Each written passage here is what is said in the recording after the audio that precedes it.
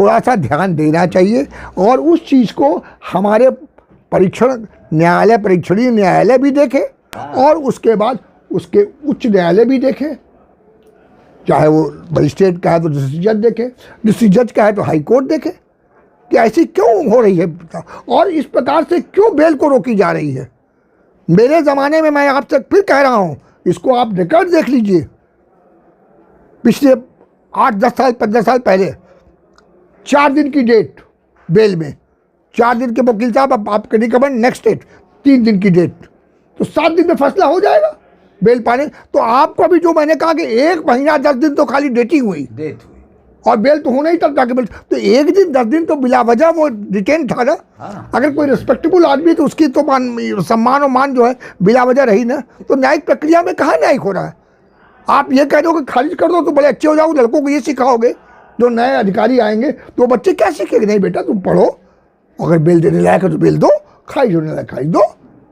ये क्या कि 1 में तो बेल दे दिया है, 2 में हमने नहीं दिया क्योंकि मिस्टर वाई नहीं आए, 1 में दे दिया कि मिस्टर वाई ए में आए थे उसको बेल दे दिया। तो इस प्रकार की विभिन्नता रखने वाले ढंग की न्यायिक प्रक्रिया में आपत्ति होनी चाहिए और उसको न्यायिक अधिकारी, माननीय न्यायिक अधिकारी उस पर ध्यान दें और विचार करें और न्यायालय की गरिमा को बनाए रहे। कि न्यायालय में जो आजकल 50-50, 100-100 लड़के घूम रहे हैं। मैं आपसे बताऊं कि एक न्यायालय ऊपर की नई बिल्डिंग बनी है, 7 मंजिला है, 8 मंजिला है, वो बहुत बड़ी बड़ी न्यायालय कक्ष बन गए हैं। उसमें देख रहे हैं कि वकील जो है बैठ करके पैर फैला के बैठा है नीचे। अरे हमने कहा कोर्ट मुहर्रिर सिंह, ये क्या कर रहे हो भाई। एक भय से ही तो ये होता है कि भाई हट जाओ, जज साहब जा रहे हैं, कोई पैराफर्डलिया नहीं है। लेकिन आजकल जो ये शौक हो गया है, हम उनको कुछ नहीं कहेंगे, 8 शैडो लेके चलो, 5 वो लेके चलो। जज जो फांसी की सजा देता था उसको कोई शैडो वैडो नहीं मिलता था। अब तो ठीक बदल रही थी कि समय के बदलाव है, लेकिन वो जिसको डरे वो भी समझता था कि नहीं, न्यायालय ने हमारे साथ न्याय किया है, ऐसा उसने गवाही दे दिया तो क्या करता न्यायाधीश। लेकिन ये बड़ा अलार्मिंग है सिद्दीकी साहब, अगर न्यायिक प्रक्रिया में अगर थोड़ी सी कमियां दूर नहीं हुई तो ये कुछ जो समाज में जो ऐसे तत्व हैं जिसको आपराधिक तत्व कहते हैं, वो क्या करेंगे आज हम आप अंदाज लगा सकते हैं, क्योंकि वो समझेंगे कि इसमें तो कुछ था ही नहीं। अब तो वादकारी में जो अपराधी हैं वो भी बहुत से पढ़े लिखे हो गए हैं। बिल्कुल, वो भी अपनी प्रक्रिया को देखते हैं, जेल में ही बैठ कर देखते हैं, जेल में ही बैठ कर सुनते हैं, उनको भी मालूम है। तो वो विश्वास जो न्यायिक प्रक्रिया में एक इंडिपेंडेंट ढंग से निर्णय होते हैं, वो प्रक्रिया जो है अगर में थोड़ा सा भी आँच आएगी तो हम लोगों के लिए बड़ा अलार्मिंग है, समाज के लिए बड़ा अलार्मिंग है। इस चीज़ पर भी ध्यान देना चाहिए। और जहाँ तक मैंने कहा एविडेंस की बंडल्स मत बनवाइए। अगर केस सुन लिया, आर्गूमेंट सुन लिया तो बहस करिए, तो निर्णय दीजिए। क्यों 10 तारीखें पड़ रही है भाई, वाई।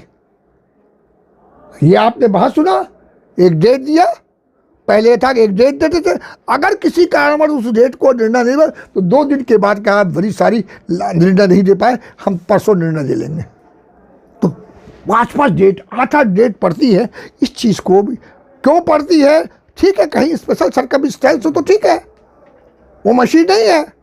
लेकिन आमतौर से जो हम लोग देख रहे हैं वो अगर प्रक्रिया और उस प्रकार की कार्यप्रणाली यदि दूर नहीं की गई, समाप्त नहीं होगा, जिसमें हम लोग भी भागी हैं, क्योंकि हमने पहले कहा कि हम भी न्यायिक प्रक्रिया के एक अंग हैं। बिल्कुल, नहीं देंगे तो बड़ा ही अलार्मिंग सिचुएशन होगा आज से 20 साल 25 साल बाद। तो न्यायिक प्रक्रिया जो एक पूजनीय प्रक्रिया है, जो अंतिम स्वरूप देता है समाज में, उसमें जो कमियां आ गई हैं उसको दूर करना चाहिए। हम अधिवक्ता घर को अपने पत्रावली को तैयार करके आना चाहिए और टू दी पॉइंट हम लोगों को बहस करना चाहिए और हमने अपनी बातों को रखना चाहिए।